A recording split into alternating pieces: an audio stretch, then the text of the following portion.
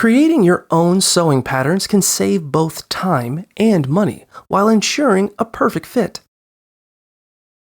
Start by taking accurate measurements, including bust, waist, height, neck, hip, and chest. Next, sketch a rough design of your garment, deciding on its style and how many pieces you'll need.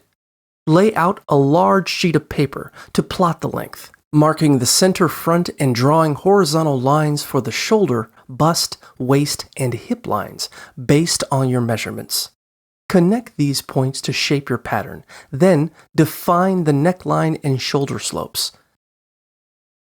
Don't forget to add seam allowances around your pattern edges to facilitate hemming. If your garment includes sleeves, create a separate sleeve pattern based on your measurements. Once your pattern pieces are drawn, cut them out, label each piece for easy identification, and use a flat surface to work on.